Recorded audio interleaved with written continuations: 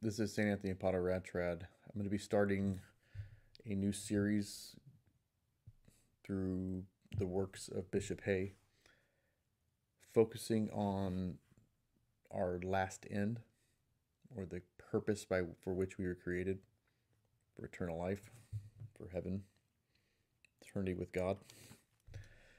So this will be, I'm not sure how many videos, probably, who knows? I never know how many of these videos I do on going through his particular uh, topics. But I think this one will be interesting, like all his stuff. So yeah, so we're going to talk about eternal salvation, eternal life, the purpose for which we were created. So this is the question Bishop Hay begins. He says, "Is it a matter of great importance to us to secure our salvation?" I think I laugh at that because it comes across as such a silly question. Like of course it's important for us to secure our salvation. Of course it is, but it's so basic. But he breaks it down so nicely with such depth that it's such a contrast. So hopefully I can do some justice a little bit. Uh, the answer to this question is going to be several parts. Okay. So, is it a matter of great importance for us to be saved, to secure our salvation? Is this important at all? Like, does it really matter? It's like, yes, it's the most important thing. What else? What else? What else can be more important than how we are to live in eternity? So this is how he starts off. He says, "It's the matter of the greatest importance to us. It's the only affair that matters in this life." Basically, he says, and we know, and this is how we know this. This is how we know this. It's because for the purpose for which we were created. All right. He says, no other creature was created for anything beyond this world, beyond this earth, right? Human beings, he says we're obviously we're created for something beyond what we from beyond the temporal. The creatures, the animals, were obviously created simply just for this current temporal life. This is what he says. He says, from our own from its own excellence, which we have already seen, and on which we have here observed, there is nothing wherein the goodness of God towards us appears in more amiable colors than in the glorious end in which he created us. It says other creatures around us on the earth have their being only for this world and must end with time. But man is made to live when time shall be no more, and all shall be swallowed up in eternity. It says the hour will come the hour will come when the sun, the moon will not give its light. He talks about how everything has an end. Okay, so the world's going to come to an end. The animals all come to an end. We all come to an end. But only one was created to not end when all comes to an end. And that's human beings. That's us, right? So he talks about the plants come, the world melting with fire, everything being done away. But he says, but man himself, if he attain to the great end of his being and secures eternal salvation, will be forever employing and praising his Creator and enjoying unutterable bliss and happiness beyond conception in beholding his divine beauty. So clearly, this is a matter of importance. All right, because everything comes to an end. we all die. Everything fades. Everything, rust, corrodes. Nothing lasts forever. And if that's the case and that's true, then how important is what God created us for, which is eternal life? How important is it to obtain to the one thing that doesn't fade, that doesn't corrupt, yeah, that can't be stolen, that is unending?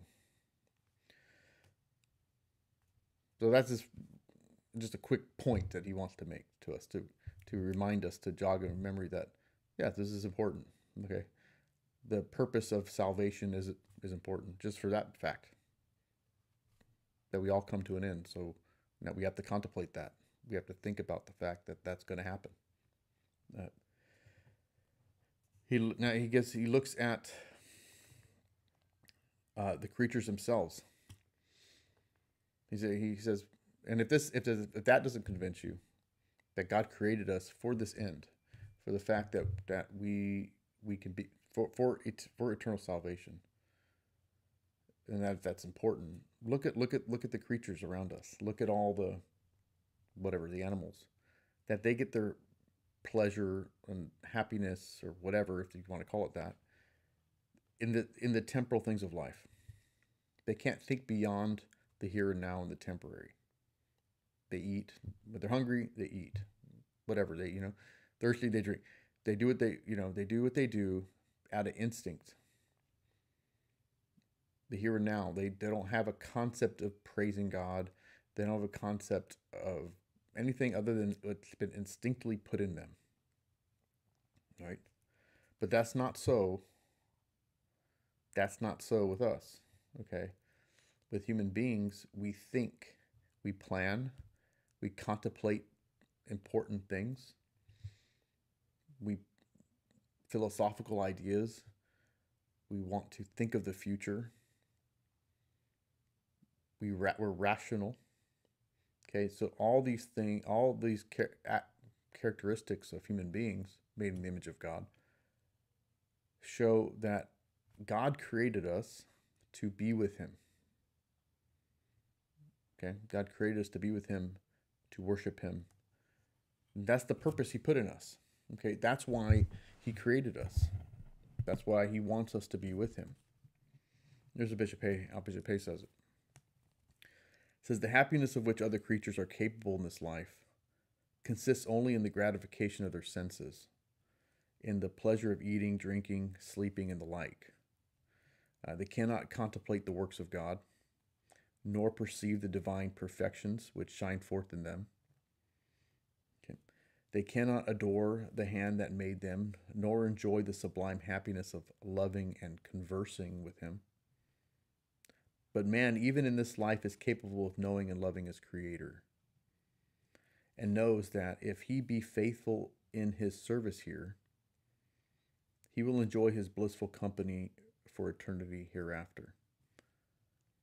This is we must not imagine that we are created by God for no other end than to eat, drink, sleep, enjoy the vain pleasures, the perishing riches, the transitory glory of this world. No, we were created for much more. It says, it would be thinking too meanly of the Supreme Being to suppose that he would create creatures such as we are, made in his image, being with rational thought, okay, to contemplate, capable of knowing and loving him, contemplating his divine perfections, of adoring him and glorifying him, and endowing with a desire of happiness, which no created object can satisfy, for no other end than that for which he created the stupid beasts. Right?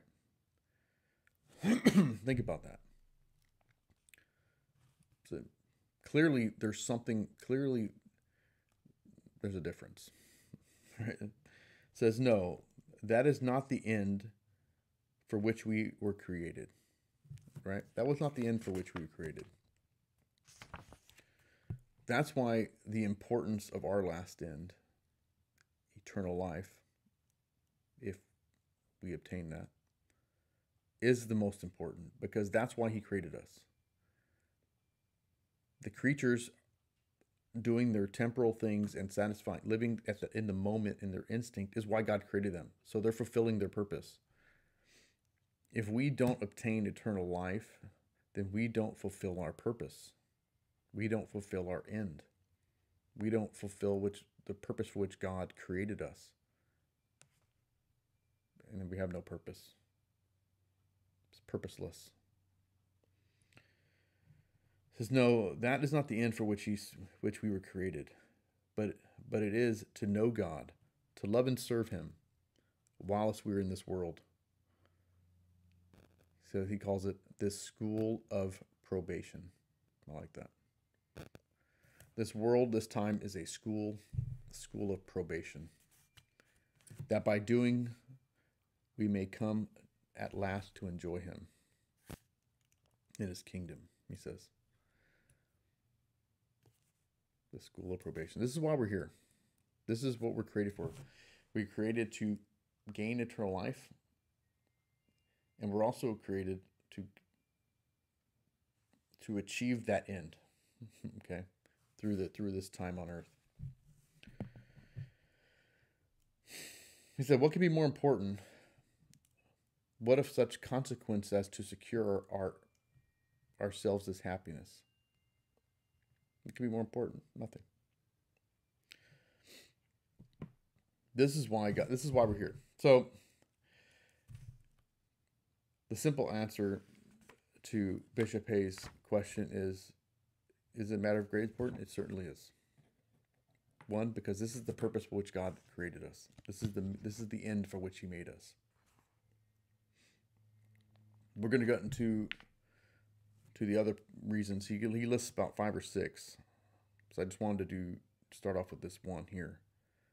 But I'll end with what he says here in this section. Bishop Hayes says, we are placed in this world for no other end than to work out our salvation. Our time here will be but a few years at most. We are here in this life only as in a place of banishment, kept at a distance from our heavenly country, our eternal habitation. We ought therefore to look upon ourselves here only as pilgrims and strangers left in this world, as in a place of probation, where our great business is to fit and prepare ourselves for eternal bliss, to labor in this vineyard that we must obtain the promised reward, to run the race which is set before us, that we may gain the prize, to fight against the enemies of our soul, that we may secure ourselves the incorruptible crown. This is our business here, our great work, and the importance of it will appear still further if we consider the next truth that he's going to talk about, and which we will look at in a later video. Ave Maria.